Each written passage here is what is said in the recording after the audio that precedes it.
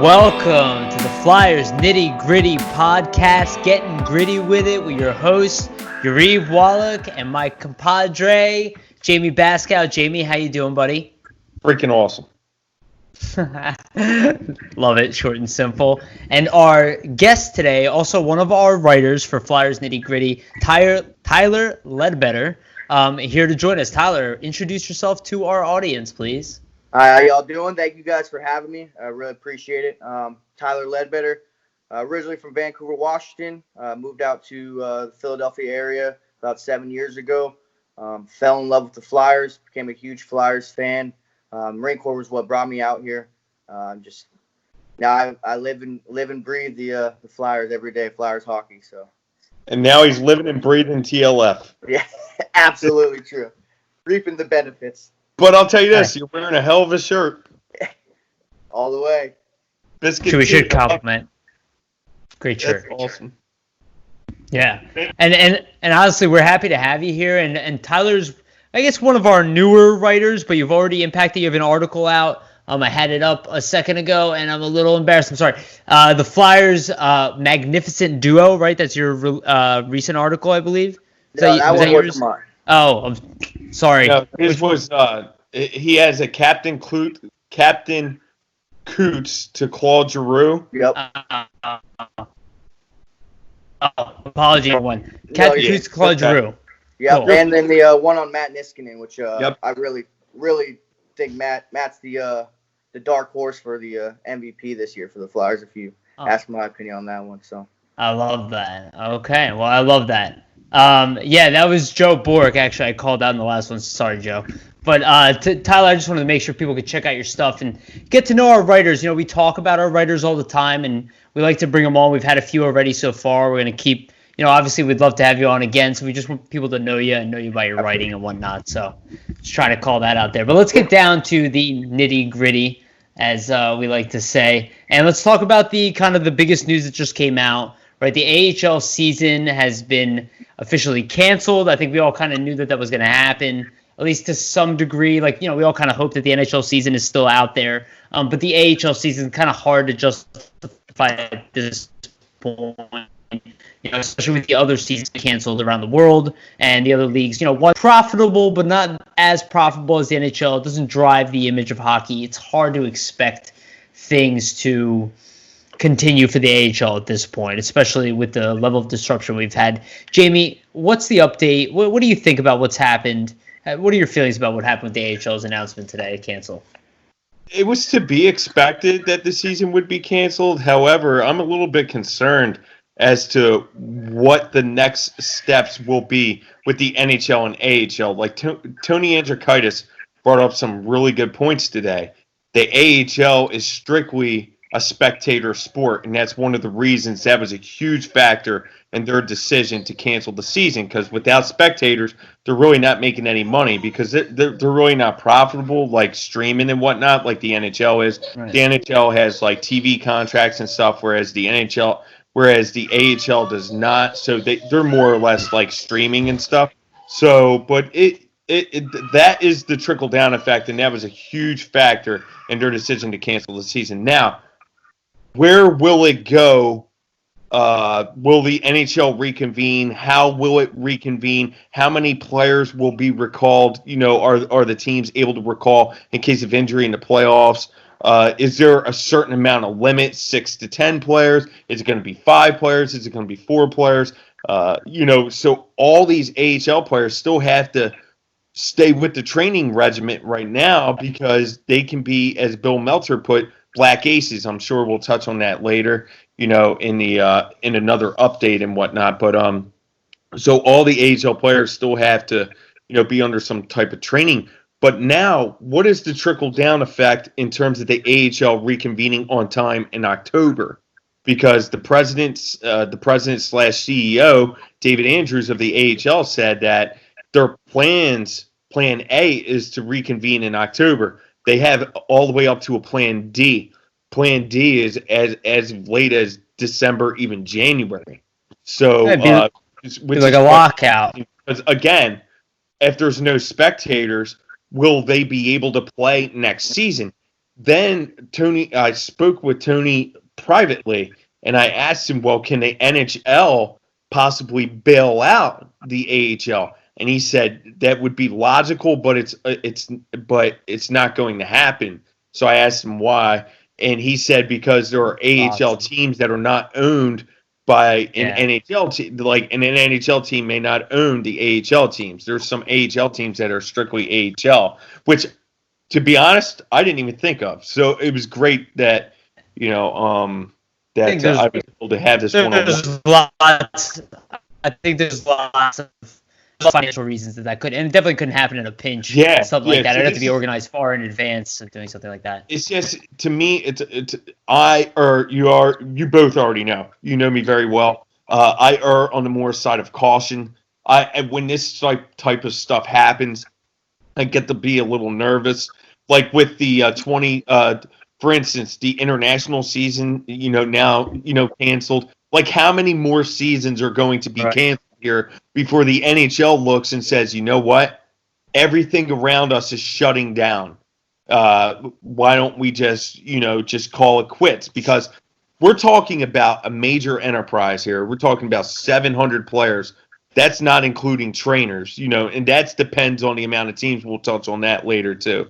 So it's probably best for me to just shut up right now, just have an Evo, brew, and let Tyler take it away real quick, because I could just go on and on. And I was gonna say, mess up the whole show. Well, you sound like you got a lot of frustration about the AHL season and where it's been so far. Tyler, what do you think? I just don't see anything canceled, to be honest. I mean, all these prospects bust their butts. These guys put in so much work in the off season and stuff like that, and throughout the season they're training and stuff. I hate to see seasons canceled, man. I mean, you're spot on with exactly my thoughts on it. I hate to see it canceled. You said the prospects. These are a lot of these guys only shot, or it's what they're banking on, and to have their dreams, their chances cut short. It's tough to see. It's hard to see. I think though that, like you said, it was expected. It was hard for me to think that without fans, like an AHL is not going to be able to play without fans. We were able to see recently this last weekend with the MMA and the UFC playing without fans. It worked well. I enjoyed it. I liked it. But I don't see the AHL being able to do it. Like you said, it's spectator sports. So I think it was expected. I would like to see them, take this time that they're pulling out and use it to come up with a solid plan to launch back up in October. I mean, 4 months is a good amount of time to come up with a plan to cover your bases and to get it safely done. I think that we'll see it come back maybe towards December, but again, it's the spectator side, and the social distancing is going to really play effect on the AHL itself side of it. And that's a really interesting point, and it makes me think that kind of while you're bringing up those points, Tyler, is what happens if they have to get creative, right? There is an AHL online TV package. I mean, I pay for it, but I know not many people do, and not many people are that interested. But it's also, and no offense, AHL, it's a horrendous pay model, which is an understandable one, but you really just pay for your team, and then you pay for home or away or something like that. And then you also have the option to pay for the entire AHL season, which is, I think, more expensive than the NHL package. Which, if you really look at all of these tools, like even the NHL.TV, they're all inherently so flawed at the experience of watching these sports. I have to piecemeal them all together. They are all limited. I have to watch a different league on a different app and a different website. It's like maybe this will cause these leagues to wake up a little bit and maybe collaborate and maybe get it together and start producing this stuff where, hey, you don't have the luxury you did with the fans the same way. Maybe that audience will never come again. Maybe, or at least they won't come within the next couple of years, and they're going to be weird because they just are not okay with viruses. Or maybe they're just older, and you miss out on a large audience now of 60 and up. And now these could be your TV audience.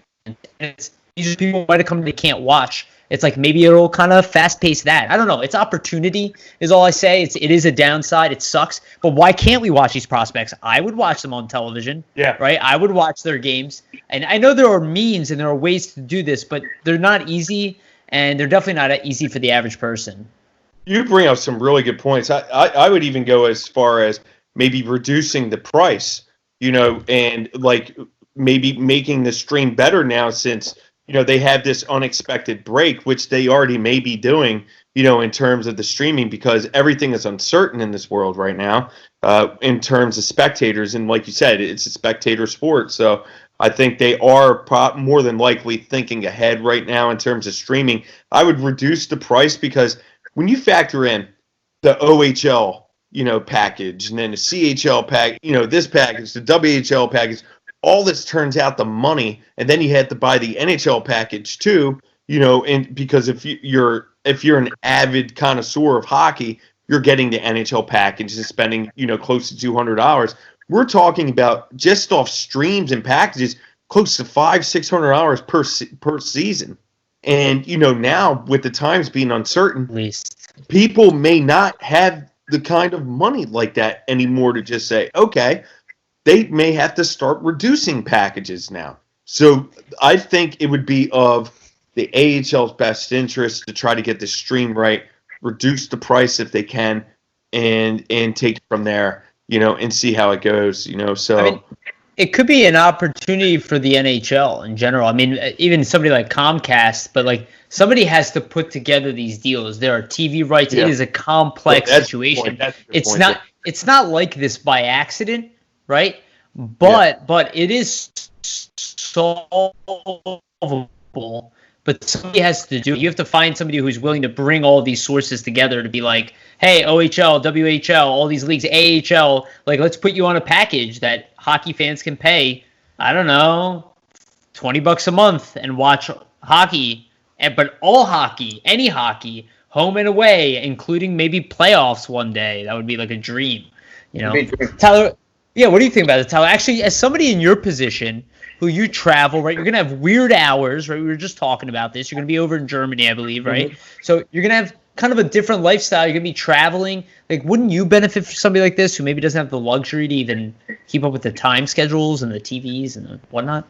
I mean, I use the NHL package right now, for games, away games, watching them when I can. Catch up just on all. I just love hockey, so I like watching it. But what I'd like to see is the OHL, WHL, AHL coming together themselves. Maybe not even needing the NHL, but coming together. And something real cool could come out of that. We could see they play their seasons and then have a battle of the champions type scenario. And use this as an opportunity. It would be really neat to watch. Yeah, well, they do their cup, right? Their Memorial Cup, I think. No, yeah. Is that the Memorial Cup where they play each other? It's escaping me right now. But like they could do it together as like a streaming. A streaming service. I'm sorry, I thought you. Like they save each other. And at the end of it, like they really could do the Battle of the Champions type. Yes. As a way to sell it. You know what I mean? Like they come up with something real big, like a Super Bowl, and like. That's actually kind of an interesting idea. You know what I mean? Like they could really push that as a marketing tool. Yes. They would need to do that. Yeah. But that would be cool. Something they would have to do. That's an opportunity for all the leagues to be involved. I see what you're saying, right? And to kind of use that. Use that as a marketing tool type thing for that. So yeah, that's cool. Ideas. Come on, AHL, all these leagues, give us a call. We'll just solve it for you right here on the spot, right? No problem. Yeah. I like it. So that's a pretty cool aspect. That is definitely neat and one that I didn't even think of. Combining all. That'd be kind of neat.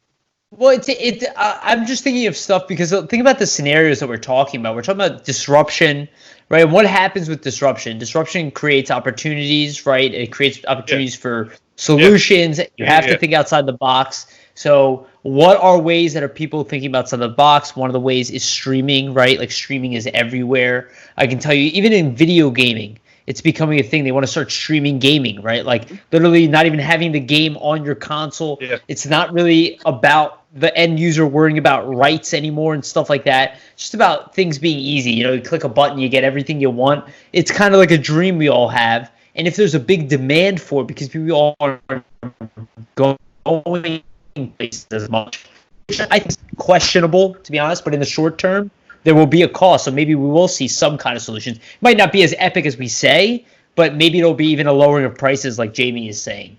Something like that just because there's a larger demand for video. But either way, it'd be cool. I think streaming's the way of the future, so I think it's definitely. Well, no doubt about it. I can tell you, I don't have any connections at Comcast or anything like that, but I've been around Brian Roberts, an owner of the Comcast, and obviously he's owner of the Flyers at this point, right? Right. I've only been around him because I did pitches for him when I worked at Comcast. But I heard his complaint. One of his largest complaints was not being able to watch the Flyers when he was in Florida, and I thought that was a really interesting complaint. And I don't know if you noticed, but now you can watch the Flyers on an app. Like, I don't think that he literally said, like, why not watch the Flyers right now? It's a good point. It's a good question. It's all possible today. So why are we not doing it? So because it's an effort, it's expensive and it's complicated. So we'll see. Maybe this will force the issue. That's all I'm saying. But let's go to our next updates, right? Our real update, like Jamie was saying, right? There's kind of the trickle down effect of the AHL. How do you guys think that this will affect the NHL? I'm going to start with Tyler on this one. How do you think this is going to affect the NHL? Do you think it'll affect their schedule? Do you think it'll affect the way they do things? Or do you think the NHL will continue down that path that they were already going, which, we'll kind of talk about a little bit later about the possible structures, but maybe just that they're still hanging on to a season? I think it's great. It's a great question. I think that we knew the AHL was coming to shut down this. I don't think this affects the NHL's plans at all. They can make the money off of viewership from television. We saw. I'm still waiting to see the ratings that came out from the UFC this past weekend, but I'm sure it was astronomical. I know I was tuned in, and all my friends were tuned in, and we had a Zoom meeting going where we're all watching it together on Zoom. We each had purchased it, but we're all watching it and hanging out kind of on a Saturday night like we used to do. I definitely would love to enjoy doing some of that with you guys, and the Nitty Gritty team, watching the first game and the playoffs going on Zoom while that's happening. So I don't think that it's going to affect the plan. What I think is going to affect anything moving forward is the cost that it's going to take the NHL to do it properly. With the safety concerns, getting the testing kits, getting the isolation done properly. I think that's the hurdle that the NHL is looking at right now. And that's kind of where I'm standing and kind of curious to see if they're able to make it happen. It's a lot easier for the UFC. They had less moving parts than a National Hockey League does with the amount of players and staff and individuals involved. So. Yeah, and I actually forgot that there was no audience. Like, I was just kind of so engaged in the actual fight itself, which I suspect I would notice for hockey as well. I probably wouldn't notice the fans past the initial, little beginning. Jamie, what do you think? And any update? Do you have anything? Well, to echo Tyler, I think the UFC, did it well. They go off of pay-per-views and streaming and stuff like that. To where, the NHL could make tons of money off of streaming and advertisements, because you get advertisements in the streams and stuff as well. So, yeah, they could definitely make tons of money. Now, again, I err on the side of caution. So it's just me. Yes, we did expect the AHL to cancel their season. However, when does it come to the point to where the NHL says, okay, scratch it? That is yet to be seen. Now, the state of Delaware, and I know the state of Delaware alone because that's where I work anyway. They purchased 5,000 COVID 30-minute COVID tests. Do you know how much they were for 5,000 of them? For 5,000, it was $84,000. So you factor that into the cost of the NHL, which they're going to have 30-minute COVID tests. However many, I'm not sure. We're talking about approximately, depending on how many playoff teams they want to reconvene with. So you're saying 24 teams, 23. You're looking at about close to 700 to 800 players.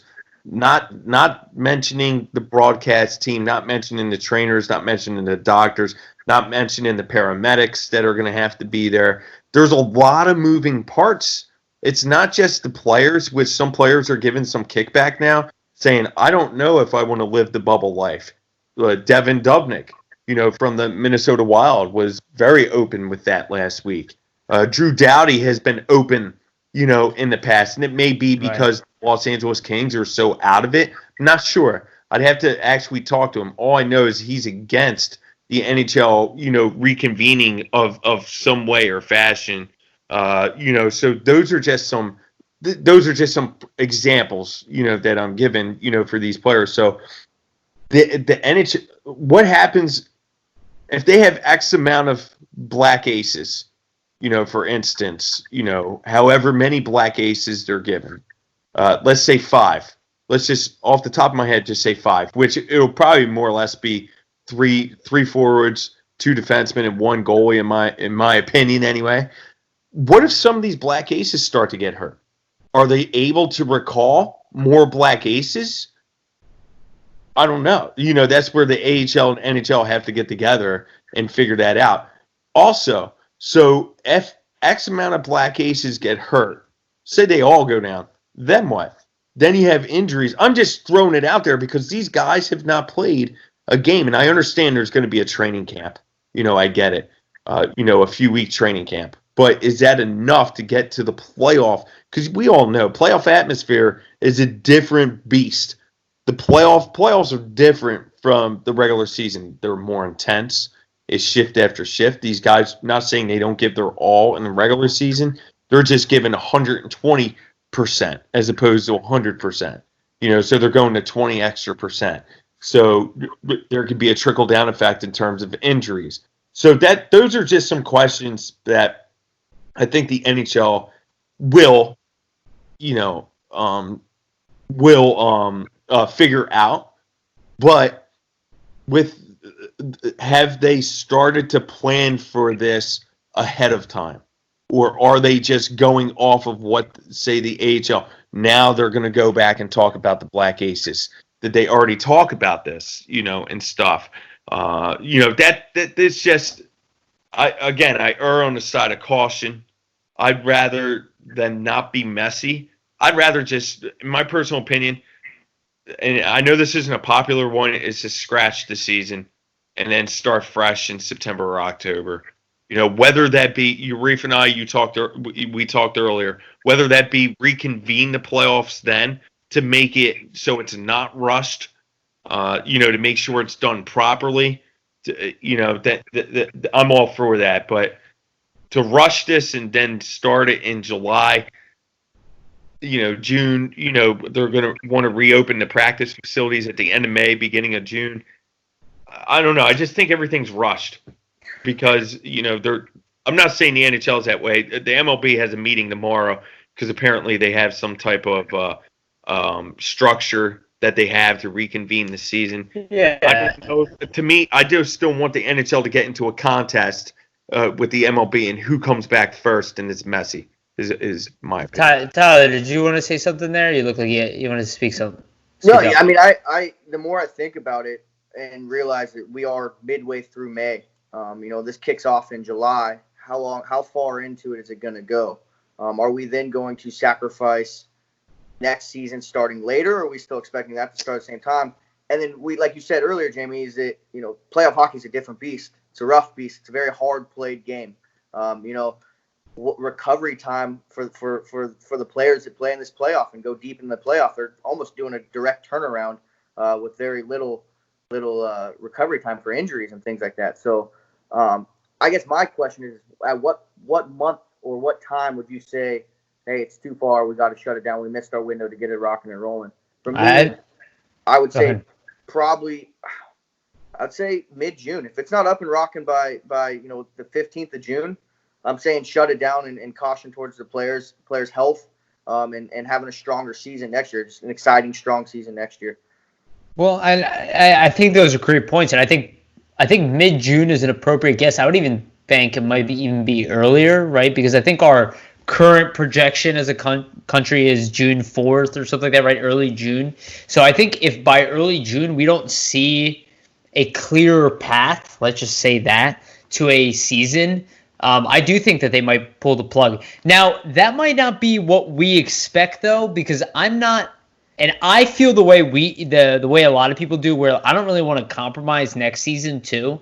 I'm kind of just like willing to cut a loss, but I'm not so sure that that's what's going to happen here, and I'm not so sure that we're correct that we like that, because we like things like nicely cleaned up, and like that might not actually matter. At the end of the day, it might be more solve the problem, which the problem really is finish the season and create a next season. And if you can finish the season and create a next season, you win twice, even if it's not 82 games. Like, we still had a lockout shortened season. Like, what if we have a 60-game season next year, right? Or something like that, where, like, it's long enough where people are like, all right, well, it's good enough, but it's short enough where, a lot of purists are going to be like, yeah, well, it's not a full season, and it's not going to be 125-point player. And I agree, and like a purist like myself, it bothers me. But at the same time, like, if you just think about it from a fiscal standpoint, it's just about recovering your revenue. It's about making sure you finish what you started, right? And we'll talk about the format next, right, of what are the options. But why would they even bring those options in, right? That would also be more revenue, right? Why would they want to play playoffs, money, right? It's like about money. It's not just about money. It's a big reason playing these games is that having a season, finishing the season, playing the playoffs, and then getting next season started again. I feel like that is important to them more than it being full 82-game seasons. I think that's more important to them. And maybe I'm wrong, but I could start seeing it because it's just a finished package. It's like you're recording a season of a TV show and you got to cut your season short. Or you go, all right, well, I'm going to cut it short and I'll bring that content over to next season. And then I'll sell it then, right? And it's like, obviously, it's not exactly the same. But again, that's what they're thinking. We'll tie this one off, then we'll sell our next season next year. And it's like, it is kind of about selling a package. So I do agree. We're not at the point of being like, oh, no matter what, we're having a season.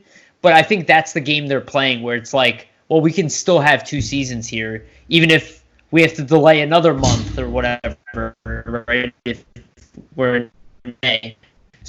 To delay till June, they'll be like, all right, well, we can still have this delay till November and then start our next season in November, right? Like, they'll do weird stuff like that where we probably don't want to. I'm just worried about the players coming back from, other countries, for instance, Canada. Robert Haig is in Sweden. So, I mean, it's just easier said than done to say, okay, cool, let's get Robert Haig out on the next flight. Who's to say that he can? He might be delayed a month. Now. You gotta do it now. That if he can. It's a logistical nightmare. The borders are shut down.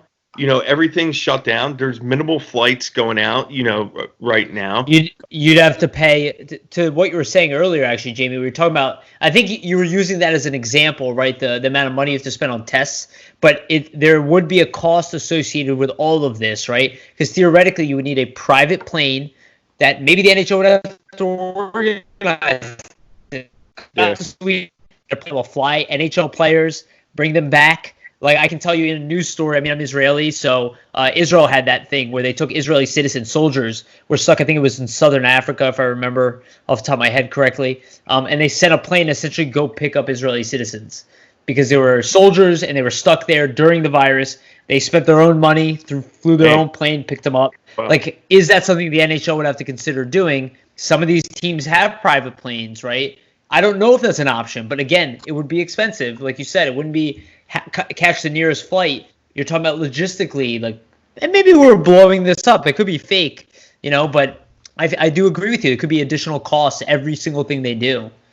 Yeah, absolutely. And, the players would have to quarantine for 2 weeks before they are able to participate, at the training facility. And at the training facility, it said small group workouts. So what does that mean? So does that mean 6, 10 players? I mean, so this is all like, I'm sure this. You'd have to go full team. You'd have to go full team. There would be no point. They did say small group workouts, whatever that meant. I'm not sure. Think about it though. You'd have to eventually go full anyway because you'd have the team. I agree. Right. I agree. So you could start slow. But by the second week, it doesn't matter. You'd have to have your full roster together because if they can't be together, you can't play. And then we're talking about, you guys are honest, like, why are we even having a season if you can't get the team together? And with the Go ahead, Tyler. With the 14-day isolation, then I think that the social distancing and all that goes away because they're all isolated together. It's like living in the same home together kind of thing. So they all isolate together. I think that should be enough to where they're able to play, practice full team. But I mean, it's something like, so looking at just a different league, like the NBA generates a ton of money, big following, ton of money. I think that they're able to not make this season happen. They're able to cut their losses and say, hey, we can chalk for next season. The NHL scares me in the fact that they don't bring in that there's some teams that really need this season. There's some markets out there that need this season. So I think that the NHL is trying their hardest to make it happen so that they can at least just break even. I actually kind of agree with what you're saying. I actually do agree with what you're saying, but I do think that they have those teams that you're talking about. They do have the benefit of like teams like the Flyers, who can not only take that hit, but take on other teams' hits because of Comcast. And not that they want to, and not that these companies are willing to. There's a different case of whether they can or whether they're willing to. But I do agree with you.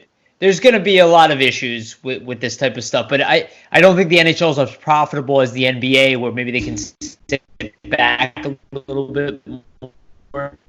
Not as global in popularity. And we can think about it also, the NHL might see it as well, and maybe that's just why they haven't officially canceled, and maybe they're leaning towards canceling, and they're just not telling us that, right? Is that it is an opportunity when NBA is not playing, right? When their competitors are not out there, they are. And just from a product side, from a supporting your customer, right? When everybody else couldn't be there, we still were, right? And I'm not saying that that's the right decision. I'm just saying I could see that mindset maybe playing a little bit into it as well. It's just it's an opportunity. It's an opportunity when nothing else is going on. It's an opportunity to take showcase, show, hey, we figured this out too, which I think is also impressive because if they do it and they do it well, there's a whole different story, right? If they make a bunch of money and they do it successfully and everybody's healthy, and nothing's really a problem, then all of a sudden they get a bunch of pats on the back because they made everybody a bunch of money. They probably saved a bunch of jobs. They saved the season. So, like, while it's easy for us to scoff at it, the potential of recovery is very tempting. And again, I would argue they're probably leaning towards what Jamie is saying, safety first. Mm-hmm. I do believe that. But I think they're in no rush to make that announcement because we're saying they have time. And even if it makes us uncomfortable, we don't matter at the end of the day. I mean, we'll still be there for when the product comes back, Absolutely. Great. Yeah. I agree with that. Yeah, that's a very good statement there, Yurif, and that's something that I never even thought of. But time is not on their side, in my opinion. We could argue this, right, to the bitter end. They have to figure it out. That, like Tyler said, there has to be a cutoff date. Announcement's different, right? They could be figuring it out. They could have a plan that's completely feasible and that they're ready to publicize, right? And that they have everything lined up, but they might not even tell us about it, right? They might build a whole plan out of things that they wanted to do and be like, and that probably is happening. It's not worth it. And that's what I'm saying. And they might just be like, it's not worth it. Forget it. Yeah. I'm just saying that there has to be time is not on their side. When you're talking about the draft, you're talking about free agency. There's got to be proper times for this stuff to factor in. I'm not talking about rookie camp. You could scratch rookie camp right now. You could scratch developmental camps. Let's just put that. Those are luxuries. Those are luxuries at this point. I mean, there's other bigger things that they have to do the virtual draft. That nailing that is big as well. I mean, excited. I'm very excited. The whole world is watching the NHL. The whole world is watching NBA. I understand what you're saying. Sports. These are what people are watching. When I saw football cancel OTAs, right, for this season, which is a huge thing, for rookies and stuff, I'm looking, wow, that's the NFL. And the NFL is the biggest market in the United States of America. You see them start canceling stuff, and I'm like, and the NHL will follow suit. And we know that the NHL, at least obviously not confirmed, but you can look at history. And the NHL doesn't follow the NFL, but I do think they see themselves as a similar organization, right? I think they try to carry themselves a similar way, right? We restructured our teams our team structure, our division structure to be similar to the NFL. We do look at them as a success model. So I do agree with you, James. And I mean, reason to look there. I think. Oh, sorry, Jamie. Go ahead. No, it's all right. When you're talking about thought, please. When you're talking about some neutral sites being in Canada as well, now the players have to adhere to the Canadian rules because the Canadian rules might be a little different from the American rules. They may be stricter on how they handle the COVID. I'm just saying these are all things. No, that I hear you, man. For the NHL, and I'm sure the NHL is paying due diligence to all this, and that's a major factor into their neutral. There is an incentive, though. Remember, there's an incentive for everybody to work with them, and it's important to remember is that people want them to come back, right? While nobody wants anybody to get hurt. There is a kind of push for normalcy, right? If it's possible, people will work with them. They'll get the benefit of the doubt from governments because they generate money, they generate revenue.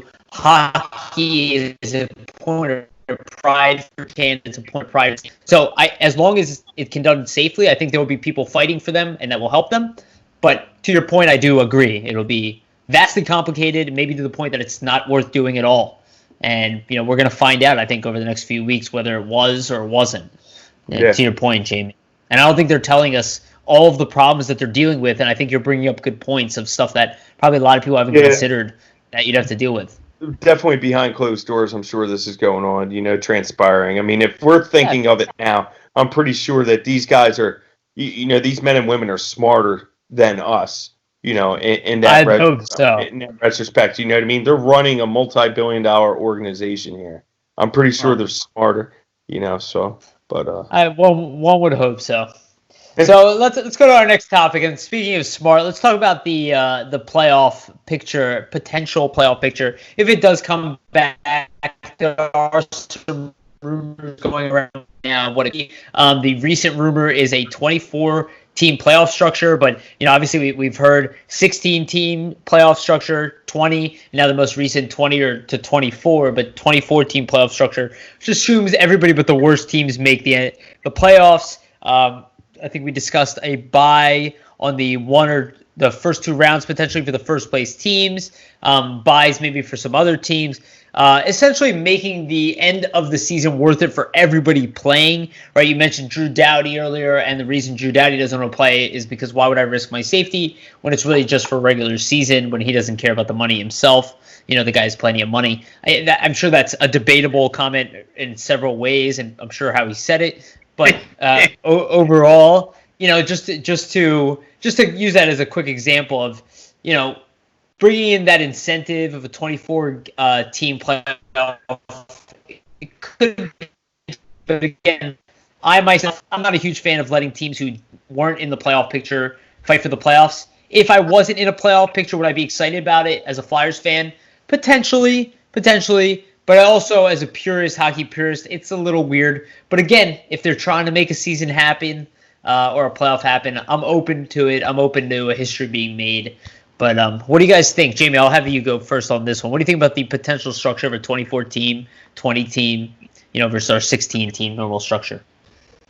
You know what? Hockey was founded as the greatest sport on earth based off of 16 teams being in the playoffs. So, in my honest opinion, honestly, I think it started with a lot less teams. No offense. Oh yeah, but like 6 teams total.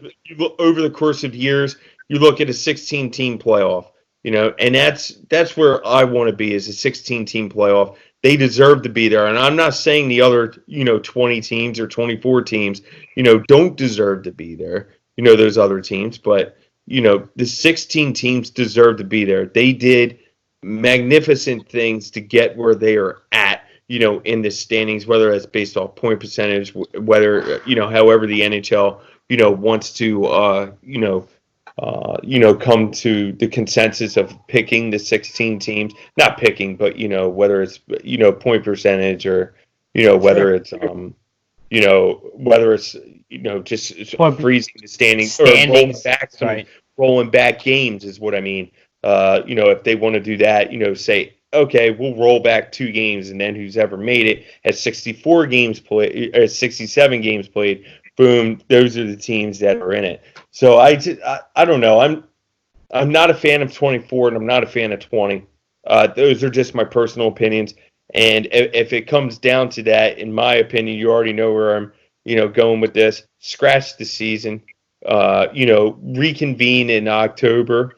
You could play out the rest of this season, in October, whether the playoffs anyway, and take it from there, and then restart the season in December. That's what I would do, or January even. Then what they could do during the lockout shortened season, what they play? They played 41 games, right? They played half the year.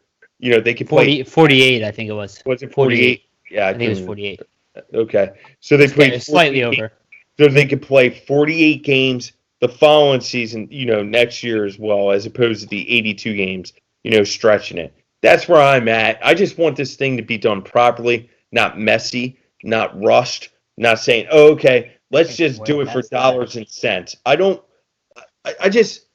I hate to see the NHL built off of dollars and cents, even though we already know that it is based off dollars and cents. But why just put it? It's becoming like wrestling. Wrestling is so fake now, you can tell it's fake. I've never seen it in my life. Yeah, but people don't care that it's fake. But here, where I'm getting at is that, and I don't even watch wrestling. Like, we know it's fake. We don't have to see that it's fake. Now, the NHL, dollars and cents, I don't know. That's where I'm at. You sound frustrated. Tyler, what do you think? First, I'm going to say it's not fake. It's scripted. All right? I'm a wrestling fan. So. There you go.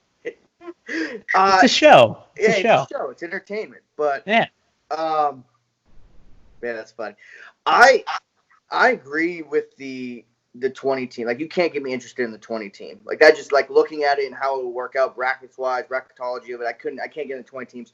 24 team, looking at the brackets, the number 1 seed from the conferences would get a second up to the second round bye. The number 2 team would get the first round bye. It's interesting. It's interesting to me. That would mean Boston would get a bye through the second round. That's scary. But I really just want a 16-team playoff still. I don't really want anything other than a 16-team playoff. And I'd like to see the standings frozen where they're at. And the reason why I say that is I think that it's important that teams play throughout the season. And, Jamie, you and I had some heated discussions back and forth, brother, all season about, I think every game is important. Every game is important, and where you never know what's going to happen. You never know how the season's going to come to fruition, and you need to play hard, and you need to get those points every game. So I think this is just proof to that. If you didn't make it and you fell out of that wild card spot and you're not making it, I'm sorry. You know what I mean? But that's why you got to play hard all the way through and play the entire season. Actually, I think that's a great point there, Tyler, and I think it would be a lesson in never giving up. And obviously, it doesn't sound fair, but it's the same idea. You don't take any of the games for granted, like you were saying, right? And it's easy for us to say, and I do think there's a little bit of bias within us because the Flyers are so good this year and that they're in a position. Obviously, it's very comfortable for us to say, it's over, we're in, the teams who earned it. But, let's put ourselves in the shoes of maybe a team that was kind of hunting for, somebody like Carolina, which I think they're right on the outskirts. If I remember, on a 16-team bracket, I think they just missed it. I haven't looked at the standings in some time. I apologize. But even a team like that, one of those bubble teams, right, Columbus or anybody, if they're just out, in a position like that team, they would obviously root for that type of playoffs. And there are a few other teams, and I'm only bringing this up as devil's advocate because I ultimately agree with you guys. But if you think about it from a TV ratings standpoint, if you're more teams in a playoff race, you're getting higher viewers, you're getting more money on each game that you do sell advertisements for. So it's substantially more lucrative, a 24 team playoff. So we have to consider that, and it includes the other teams. Though I do agree with you guys fundamentally. I mean, it feels weird. Having said that, my opinion is if there is hockey and the Flyers are a good enough team to win the playoffs, to win the Stanley Cup, which we believe they were, at least good enough to get there, they should be able to win with all these teams involved regardless. And I think we should kind of stay humble to that even though it might not be the way we want it to, if there is a playoff, like, I think we'll all buy in. I don't think either one of you are saying, I'm done, right? I think we were just talking about, ideally speaking, we all like the 16-game format, but I could see the 24-game format. I didn't even hear about it till today, right? And now that I hear it, I'm like, yeah, I mean, money, right? It's like they can make money. It gives opportunity to other teams, but it's not what we know to be the playoffs. So it's weird. It'll forever feel like tainted in a weird way, Yeah. Yeah, I mean, it'll just be interesting. That's all. Yeah. And rolling it back, you got, I mean, in the wild card spots right now, you got Carolina sitting with 81 and Columbus sitting with 81. Okay. And then you got the Islanders Florida are at 80. There you go. And then the Rangers are at 79. And I mean, if you rolled back 2 games, you're looking at it like, I mean, even Toronto's on a win one streak. And then 86 is the next one for Pittsburgh. So I mean, I at least for the East, I think it's pretty. I mean, I think it'd be pretty fair. There's not really a team that can make. Islanders maybe can, but the Rangers in Florida and Montreal are the next 3 out. Like, you can't really make it. I mean, it's only for excitement that we would let them in my opinion. Right, exact excitement and TV ratings, and again, to get the most out of every game played, right? Because if they were to cut the season off, right, the other teams aren't involved either, right? So now we only have 16 teams, and we're talking about adding 8 more teams, so that's more games of playoff hockey televised, right? This is, that seems like a large incentive for the NHL. That's all I'm saying. Every single day that they don't start is a time that they're losing on the back end, because it's going to 24 teams is going to drag that out. So it's going to the longer this goes, 5 games. We're looking till 16. And we're probably looking at 5 game. In the beginning, yeah. So it would be very weird, and I agree with you guys. I'm not that interested in it, but if it happens, I'm still watching. Oh yeah. I'm there from beginning to end. So I'm going to make that clear. I'm going to watch. I would love it. There's a big part of me that would like a 24 team. Big part of it. But the logical side of me says 16. The logical, purist, the looking at it and looking at it into how it affects next season as well. I'm looking going to 16, but like me just wanting to see, it's kind of like playing Blitz over Madden. I want to see the 24 for the Blitz effect, but the 16 is more the Madden effect from when it comes to playing. Yeah. And honestly, it might mean, like, to some level that it'll be a better playoff if it's just more pure to what we know, and that maybe people won't appreciate the playoffs the same way. I don't know. I'm coming up with ideas, but we got another next topic here, and this one is kind of off topic. I'm going to swing us away. We're going to talk more about players. We got 2 more topics here for this, and this one, and Jamie, I know this is definitely near and dear to my heart, but I was just on the Puck podcast. This came up as well. I think we wanted to talk about it again. There were buyout scenarios kind of being thrown out, and this is more of compliance buyouts. So for those who are not aware, compliance buyout means that the team will not be eating the cap hit on that, so they can buy it out. If you guys remember the Danny Briere situation back in the day and the Brizgalov after the lockout. Now, that is to allow a cap adjustment. It is not normal. We're not saying this is announced or it's going to happen, but this has come up as a possible thing to balance out the loss of revenue or the salary cap issues.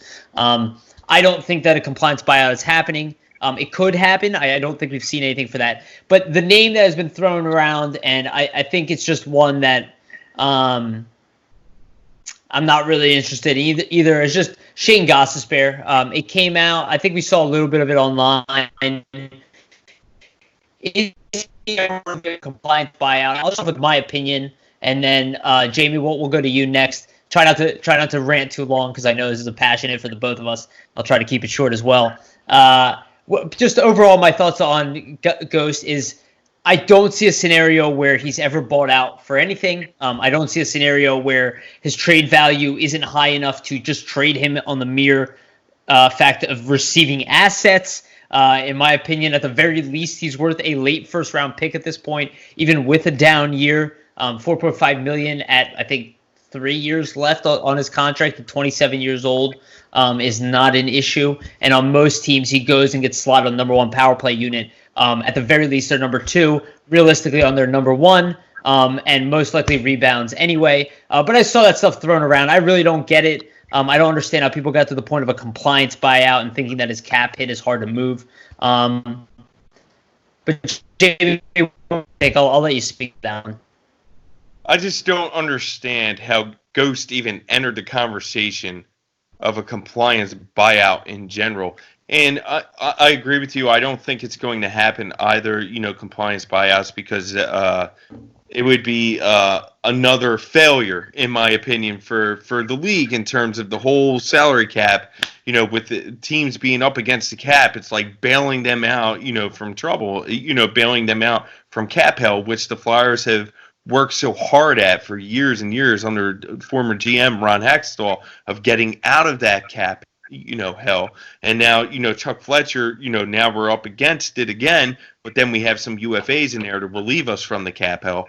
But in my opinion, Ghost could be traded for a seventh round pick, at the very least. And of course, I know he's worth more than that, but I'm just saying, if we could trade him for a sixth or seventh round pick, buyout.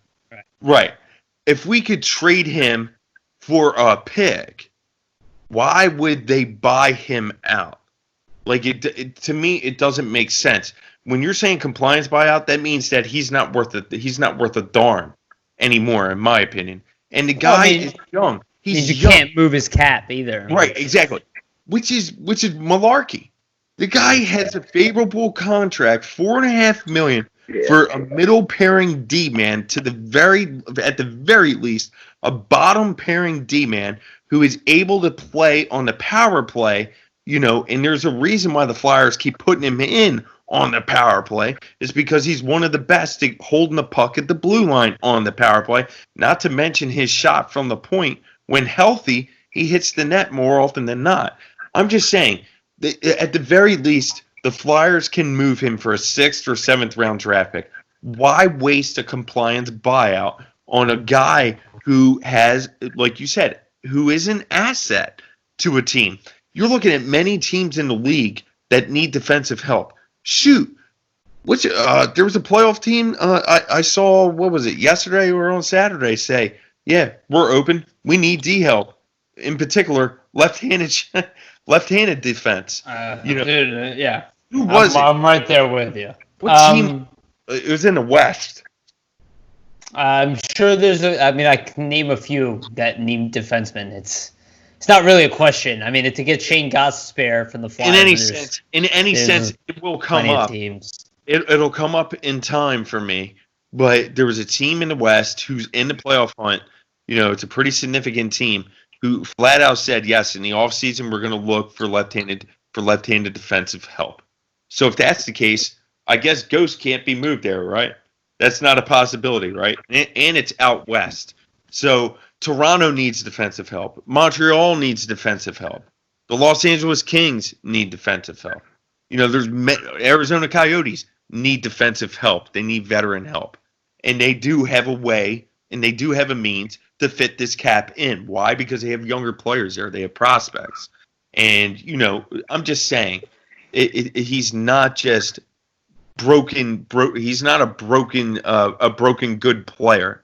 He's not broken by any means. He still has value to. And I'll leave it there because the longer I go on, the more upset you get about it. I just don't understand it. I don't understand how he was considered for a compliance buyout. I don't get it either. It's beyond my wildest dreams.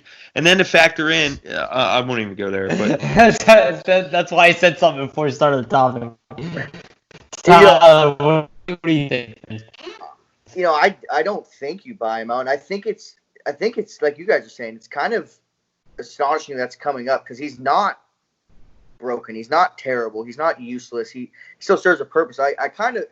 I'm a big MMA guy as well, and I kind of equate him to kind of like a Ben Askren type aspect. Like he was really good in a certain technique. He's really good in a certain field. He has a purpose, but sometimes it gets exposed and it gets little things. But I think his his real good years that he had set that ceiling so high for a lot of the fans that don't really understand the less fancy things that he does bring and produce. And I'm not a big Gostisbehere fan, but I do think that it's crazy to think that you're just going to cut him, buy him out and cut him loose when you can get something from him. And I honestly think you keep him around. I'm not even really necessarily interested in trading him at this point, which is crazy for me to say. I think from what we saw this year, but I mean, he's 27. He's got 3 years left. I think there's some upside to him still that's going to come out, and I think really right now he's in his own way, and that's truly what I believe about Shane Gostisbehere. Tyler, I think that was really well said, actually, and I really like what you said there, and I like that you emphasized, because obviously Jamie and I are on here preaching about Ghost all the time, and it's nice that you say, hey, I'm not even like the biggest fan of his, but it's just like what you're saying, it doesn't make sense. It doesn't make sense. It doesn't make sense. There's no doesn't make sense. logic. You don't have to love Ghost. It just doesn't make sense. You're not. The guy put up 65-point pace 3 times in the NHL. You could not like his game. You can say it's incredibly flawed. Listen, all I know is before Braden Shen was traded, I heard non-stop he was not worth a bag of pucks. I remember non-stop, not worth anything, not good. How could we possibly get anything for him? Because we only got Yuri Laterra for him. It's not like we got Morgan Frost and Joel Farabee for, it's not like we got 2 guys who might both end up being better than him. Mm-hmm. So suddenly Jamie had to drop off the call. We still got Tyler here. Sorry for the weird jump, but we're going to end this one. We got our last topic here. We wanted to talk about one player, and people don't really talk about him quite often. And it was a year where the Flyers had a couple first-round picks, so it's easy to forget about him. But I wanted to talk about Jay O'Brien, and I wanted to talk about him not because he has a ton of hate thrown at him, and not because nobody thinks that he has any talent whatsoever. But I think people have kind of soured on him quickly, and I think a little bit too early. And I just wanted to talk about it. He was a player who was drafted at number 19 by the Flyers, which is pretty high. You can think of other players drafted by the Flyers. Now, at the time, he came out of Thayer Academy, which is a prep school coached by Tony Amonte. He had 80 points in 30 games, which is stupid high. And the last time anybody got anything that high was Jeremy Roenick in that league as well. So we look at the impact that Jeremy Roenick had. Now, since then, at Providence College, and that was not this past season, but the past one before that, in 25 games, he had 2 goals and 3 assists. And a +1, dealt with a bunch of injuries, had injuries in the World Junior Championships as well. He played about 7 games, no points, didn't have the best of seasons converting the NCAA. And then his last season, this past year, he actually went and played in the British Columbia Hockey League, and he was playing for the Penticton Bees. He was assistant captain in 46 games. He had 66 points, 25 goals, 41 assists, which is very, very good. And CHL, slightly overager, but really good numbers. I just want to point out nobody should be ready to give up on this kid, to define him quite yet. He might not make the NHL. It was always going to be a little bit of a longer journey for him. And he's going to Boston University next year. I believe he's already committed over there. And he's going to play over there, and I do expect a bounce-back year. I think he is the type of guy who probably is going to be a lot better than most people anticipate. He seems to have a very good two-way game, plus he's got a tenacity. He's got a little bit of that Mike Richards type of vibe to him, but he's a little more agile and obviously not as good with the physical game because of the injuries. We'll see if that picks up, but a lot of skill overall, and I think he's a guy who could surprise people. And Tyler, I want to throw this out to you, and we were just talking about this a second ago, right? As a player who goes through something like this, there are other players who've been through stuff like this, right? Where you come in and you're maybe the best player in high school, but you think after you have some injuries and things don't work as you thought. I think a lot of people jump and kind of don't understand that. That's part of the process, right? Going through adversity is part of the process. What do you think, about Jay O'Brien, what he's going through? What do you think about that kind of mindset about, rebounding? Where do you see him when you see something like that? I think what we do see is that he has the product there. to show us that he has the skill level. He has the ability to play high level hockey and play high level hockey well. I think that with the injuries, it's not so much the pain of an injury or the time off, but it's the mental side of it. Coming back from that, not wanting to re-injure, wanting to be there for your teams, wanting to come in and make an impact, and putting yourself in bad situations because you want to make an impact so soon that you want to make it for the time that was missed. There's a lot of factors that could be going into why he's had a down season coming back from such adversity. And I think that Flyers fans would be foolish to give up on a number 19 overall pick so early. And that's my opinion on Jay O'Brien. I think that's a great point there about the injuries, right? Because he had an injury-riddled season, right? And then you see a rebound in the British Columbia Hockey League, right? Which means he kind of got back to form. So maybe it was a confidence thing as well, like you're saying, right? We don't know what he's going through as an 18-year-old kid going from high school to college to getting injured and going from dominating to getting your butt kicked a little bit. What does that do to a kid, right? Maybe he has to take a step back, right? Maybe that was part of the process. Let's be honest. I mean, his overall goal is to play NHL hockey, and he's seeing these tough seasons.